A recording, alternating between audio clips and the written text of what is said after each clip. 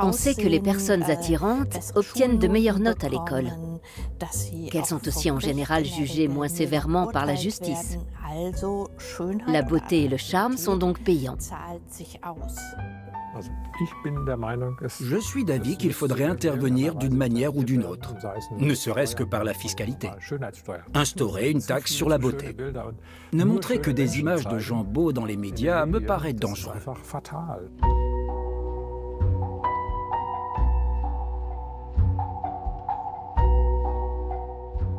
Est-ce que je suis belle? Rien que cette question exerce une certaine pression sur moi. Il faut reconnaître que la beauté est un sésame. Tous ceux qui ont voulu un jour entrer dans une boîte de nuit select le savent bien. Les gens beaux ont généralement plus de succès, obtiennent plus facilement un emploi. Mais sont-ils plus heureux pour autant? Ou est-ce que la beauté est un obstacle au bonheur, car elle incite à se fier aux apparences?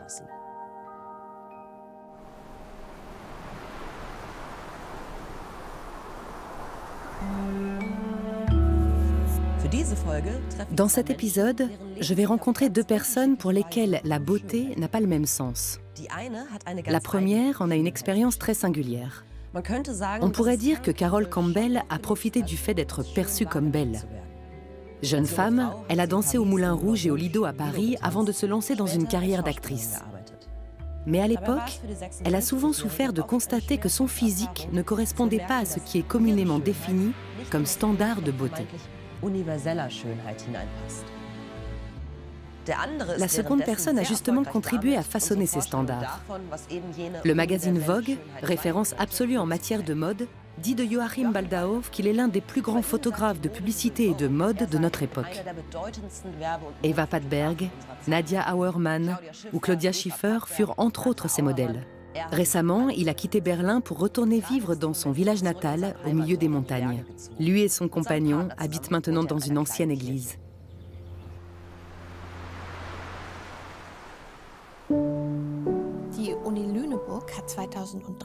L'université de Lüneburg a publié en 2003 une étude selon laquelle un point de plus sur l'échelle de la beauté entraîne une augmentation de salaire de 3%. Et cette corrélation est encore plus forte chez les hommes. Notre jugement à l'égard des gens beaux est faussé. Nous sommes plus conciliants lorsqu'ils commettent des erreurs ou qu'ils manquent de précision dans leur travail.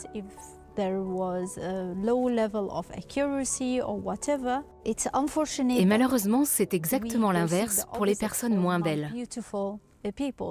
Nous avons tendance à sous-estimer leurs compétences.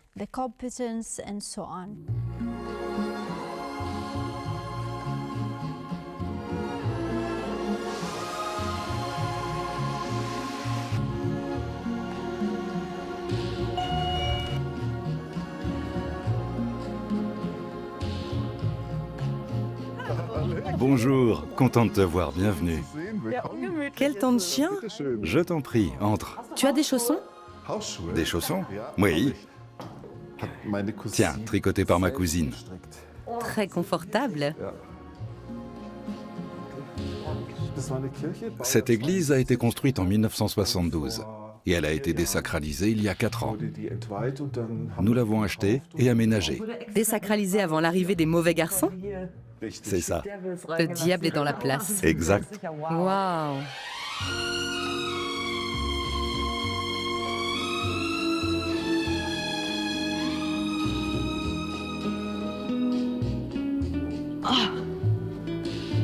J'ai vu que vous aviez une chambre d'amis.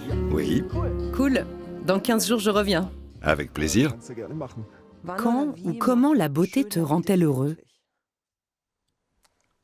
Toujours. Je vois la beauté. Je suis un romantique. Quand je regarde un beau livre, une belle fleur ou une belle personne, enfin à mes yeux, je suis heureux. Ou quand le soleil brille, je m'enflamme très vite. À quoi cela est-il dû, selon toi? À Walt Disney, Walt Disney? c'est ce que je réponds toujours. J'étais un enfant Disney. On a tendance aujourd'hui à le remettre un peu en question, à le critiquer. Mais pour ma part, quand j'étais petit, je trouvais génial que tout se termine toujours bien, que justice soit rendue. C'est l'archétype du récit romantique. Dans tes photos et dans la photographie publicitaire en général, il y a souvent cette ultime promesse du bonheur qui est intrinsèque à la beauté. Or, cette promesse de bonheur, si elle est associée à la beauté, me semble dangereuse, car la beauté passe. Et beaucoup de gens sont très éloignés de l'idéal de la beauté classique. Je pense que le plus dangereux, c'est l'évolution de ces dernières années, à savoir cette tendance qui consiste à faire croire aux gens qu'ils peuvent eux-mêmes accéder à cet idéal. Je trouve plus correct sur le plan éthique de communiquer pour ainsi dire sur une ultra-beauté impossible à atteindre. Une beauté éthérée? Oui, comme à Hollywood autrefois, que chaque femme, chaque homme se dise « ce ne sera jamais moi ». Je trouve ça plus correct sur le plan éthique, sur le plan moral, que de dire que tout le monde peut devenir riche ou beau. Ou qu'il suffit de manger du muesli et boum. Oui, je trouve ça condamnable, parce que ça ne marche pas comme ça. Nous sommes tous des apprentis statisticiens. Nous formons notre idée de la beauté des hommes et des femmes à travers les personnes que nous côtoyons, mais aussi à travers celles que nous voyons à la télévision ou sur des images très travaillées de l'industrie de la mode. Les réseaux sociaux représentent un défi particulier, dans le sens où les images sont triées sur le volet et retouchées par ordinateur. On le sait pertinemment, mais notre cerveau ne parvient pas toujours à le garder à l'esprit. Et ce, d'autant plus lorsqu'on est confronté en permanence à ces images. Environ 80% des jeunes femmes et des adolescentes sont insatisfaites de leur apparence physique, ce qui les rend évidemment vulnérables à la dépression et à l'anxiété. Il est certainement salutaire de se concentrer davantage sur le réel et de regarder à quoi ressemblent les personnes autour de soi. Et on constatera alors, rien qu'en sortant dans la rue, que beaucoup ne ressemblent absolument pas à celles mises en avant par le secteur de la mode. Ce sont mes archives, les publications des dernières années. Ça, c'est la première monographie que j'ai réalisée. Je fais comme si j'étais chez moi, hein.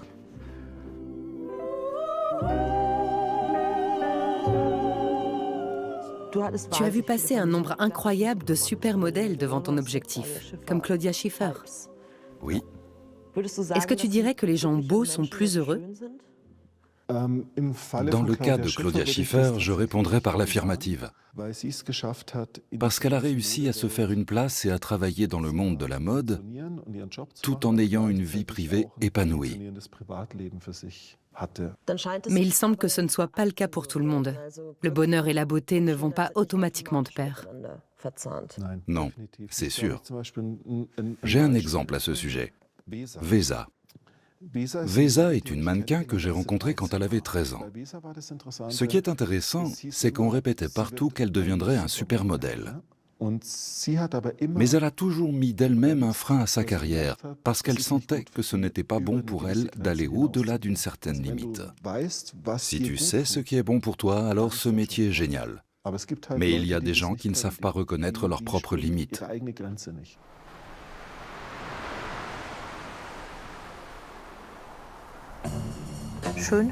La beauté incarne la promesse du bonheur, mais ce n'est pas le bonheur. Pour le maître de la philosophie esthétique Emmanuel Kant, la beauté est un sentiment.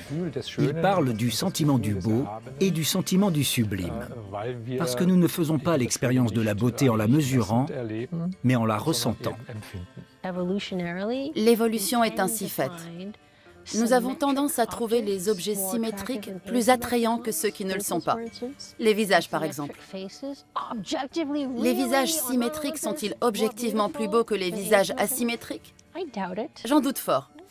Simplement, l'évolution nous a conditionnés à les trouver plus beaux.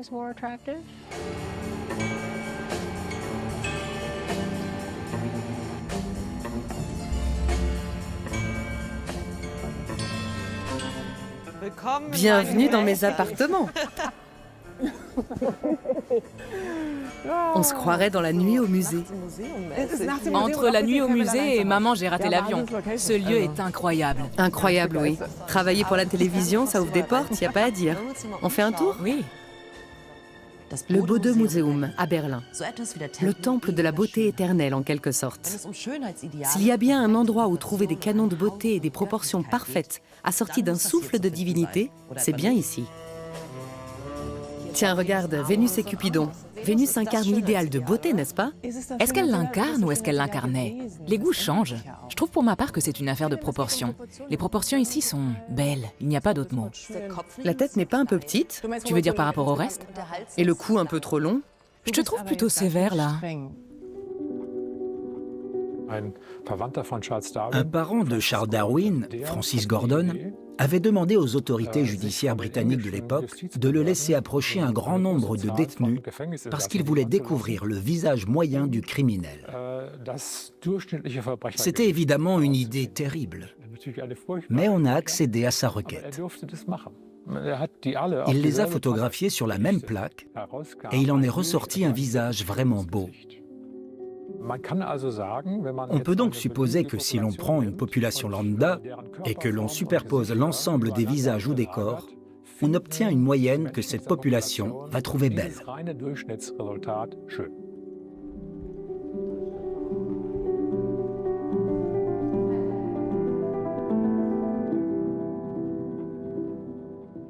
Dans la vie, tu as toujours été perçue comme très belle. Et à l'écran, tu as d'ailleurs interprété des rôles de belle femme. C'est quelque chose qui t'a servi. En tout cas, c'est l'impression qu'on a. Ça a été le cas ? Est-ce que le fait d'être belle ne t'a apporté que du positif dans la vie ? Je n'ai jamais eu l'impression d'être perçue uniquement comme une belle femme. D'ailleurs, quand j'étais petite, ce n'était pas cette étiquette-là qu'on m'avait attribuée.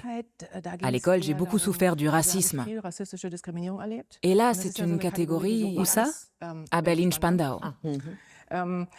Et là, il ne s'agit pas d'être beau ou laid, mais d'être catalogué par les autres. C'est pourquoi j'ai toujours été sceptique sur les étiquettes que les autres me collaient, parce que je me suis très vite rendu compte qu'elles n'étaient pas forcément correctes. Et j'ai dû m'en défaire. Et lorsque bien plus tard, on m'a qualifiée de belle, je ne l'ai pas pris au sérieux. Je ne pouvais pas m'y fier totalement, parce que je sentais que ça pouvait rebasculer dans l'autre sens.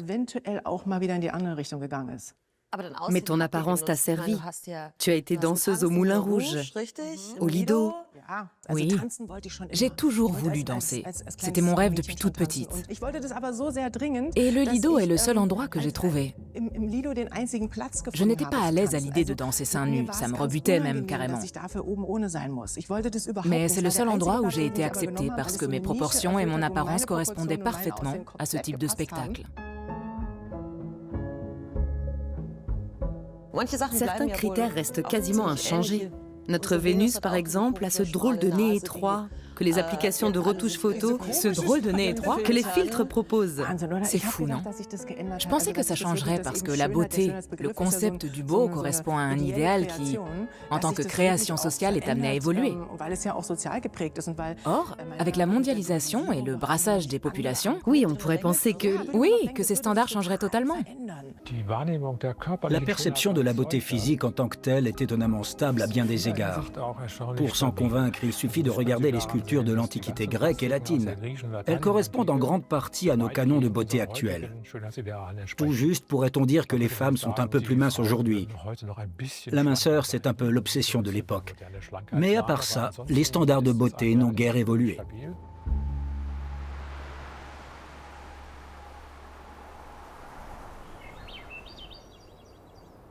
Imaginons que tu reçoives une commande pour une couverture de magazine avec moi comme modèle. Et tu as carte blanche. Comment te viennent les idées ? Comment abordes-tu le processus créatif ? Nous allons faire un exercice que j'aime bien faire avec mes étudiants quand ils me disent qu'ils n'ont pas d'idée. C'est mon livre. Ton livre. Donne-moi un nombre entre 11 et 198. 72. 72. En haut, au milieu ou en bas? En haut. En haut. Je lis. Léonie s'était peint les ongles en fuchsia. Bien, nous avons donc l'idée. Quoi? Je vais te photographier avec les ongles peints en fuchsia. Ça sera le centre de la photo. Just a perfect day. Drink sangria in the park. And then later. Quand j'ai recours à un processus de création spontanée, j'utilise ce qu'il y a autour de moi. Et qu'est-ce qu'il y a? Cambodunum, une cité romaine antique. Cambodunum est la plus ancienne ville d'Allemagne. Elle est composée aujourd'hui d'un site de fouilles et de bâtiments reconstitués. C'est là que j'aimerais aller. Then later, a movie too, and then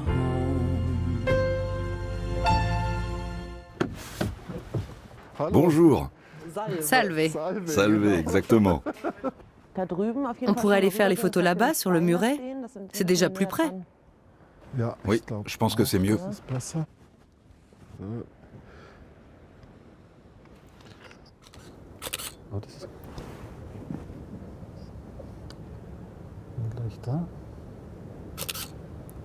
Le menton un peu plus rentré? Parfait, reste comme ça. Qu'est-ce que tu recherches avec ce genre de composition? Seul ton visage m'intéresse, tout le reste est secondaire. Parfait. Dès que je te regarde à travers l'objectif, je me connecte à toi. Je te vois soudain d'un autre œil. Je cherche la beauté. On verra ce que ça donne. Pour que quelqu'un qui te connaît dise en voyant la photo « Ouah, c'est beau ». D'accord. Et pour que toi, quand tu regarderas cette photo dans 2 ans, tu dises aussi « Ouah, génial ». Et dans 10 ans, pareil. C'est que j'aurai réussi mon travail.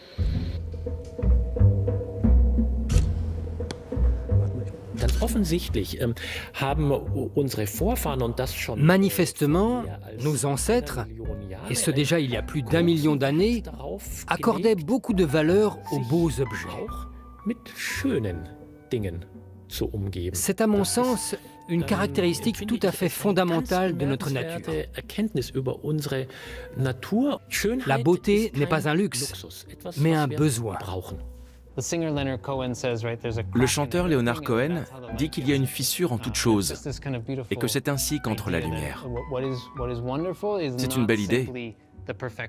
Et ce qui est merveilleux, ce n'est pas la perfection en tant que telle, mais la quête en elle-même, semée d'obstacles, et la beauté qui en émerge.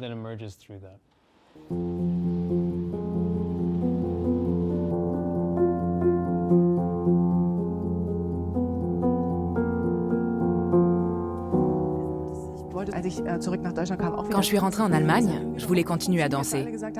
Mais ça n'a pas marché. Tout le monde me disait « Tu es trop grande, on n'a pas de place pour toi. Et puis tu n'es pas blanche. » On t'a vraiment dit ça? Oui, on m'a dit ça juste avant l'audition. Je n'ai même pas eu le droit de faire un essai. Ça s'est arrêté net pour moi. Je pense que le bonheur dépend surtout du fait d'être en accord avec soi-même. Pour moi, la beauté et le bonheur sont liés au fait de se sentir bien. Je suis la plus heureuse du monde quand j'ai le sentiment d'être connectée à moi-même, y compris à travers le regard des autres. Quand je fais des choses qui me font du bien, quand j'ai cette liberté-là. Bref, ça vient davantage d'un sentiment intérieur que d'un jugement extérieur. Je ferme les yeux? Faut bien que je fasse quelque chose. C'est ça le problème. On pense toujours qu'on doit faire quelque chose, alors que parfois, il faut accepter de ne rien faire. Mon Dieu. Exactement. Je crois qu'on se ressemble beaucoup sur ce point.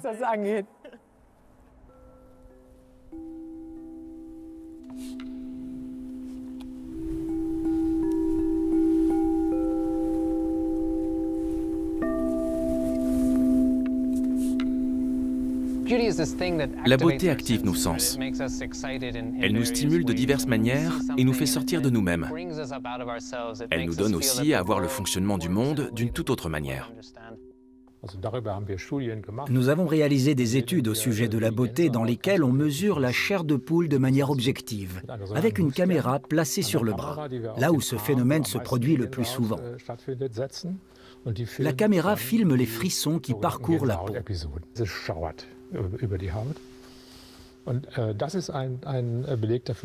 Cette expérience prouve à quel point la beauté est un sentiment puissant, parce qu'elle active nos systèmes émotionnels archaïques profonds et déclenche en nous un flux d'émotions positives.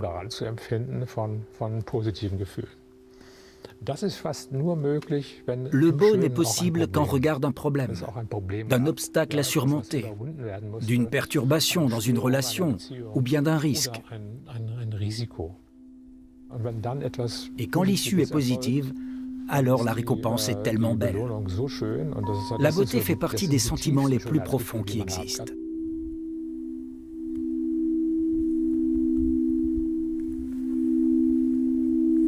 Il y a des moments de tristesse, mais la tristesse, ça fait partie de la beauté de la vie aussi. Si on peut apprécier les moments beaux de la vie, c'est parce qu'il y a aussi des moments plus difficiles, plus sinistres, plus douloureux. Si on peut apprécier pleinement la vie, c'est parce qu'il y a la mort. Si la mort n'existait pas, on ne saurait pas apprécier pleinement le goût de la vie. Je vois à ton visage que tu étais parti ailleurs. Oui, j'étais loin. Alors que ça s'agitait autour de toi. Ouais. C'était cool. C'est bien. Moi, détendue. Comment est-ce possible?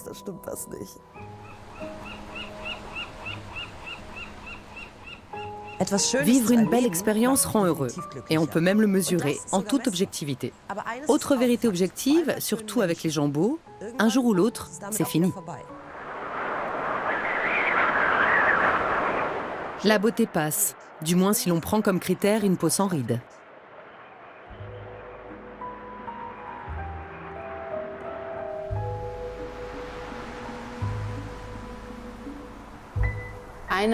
Une solution pour faire face au temps qui passe est de se concentrer sur les aspects positifs du présent. On ne compare pas son apparence quand on avait 20 ans avec celle de maintenant, mais on regarde ce qu'on trouve beau dans son corps actuel. Notre société moderne a intégré le recours à la chirurgie esthétique.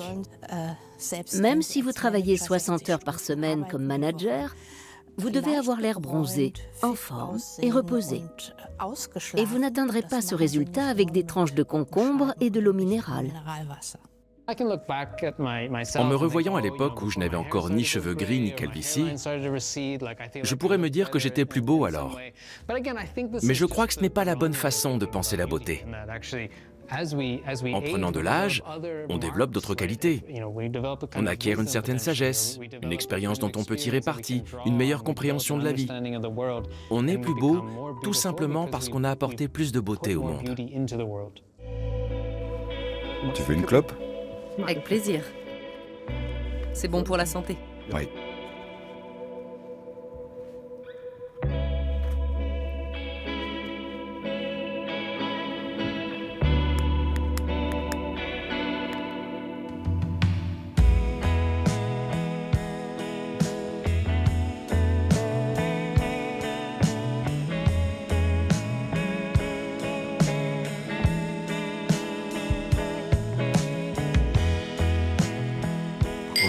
Santé.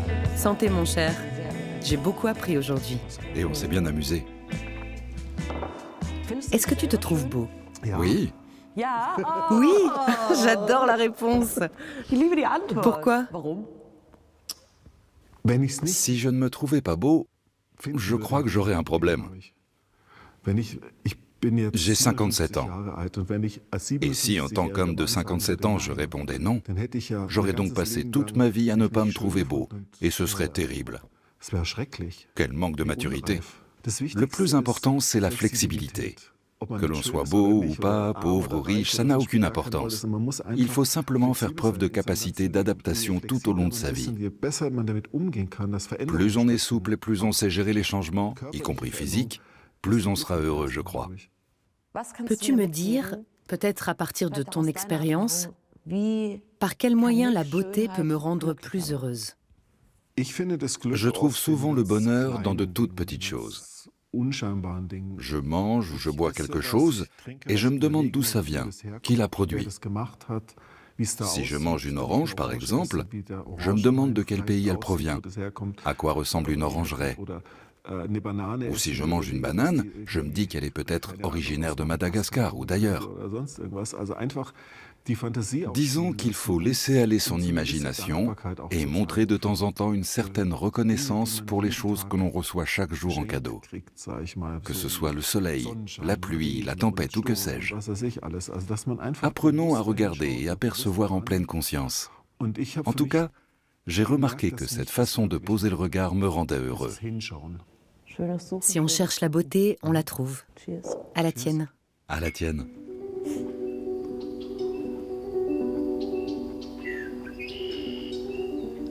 Oui, la beauté peut rendre heureux. Quand elle nous inspire, aiguise notre perception et illumine notre quotidien.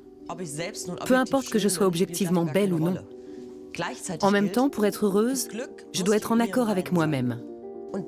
Cela signifie aussi prendre activement conscience de ce que l'on trouve beau en soi. Je vais essayer de voir ce qui se passe si je raconte tout ça à mon reflet dans le miroir.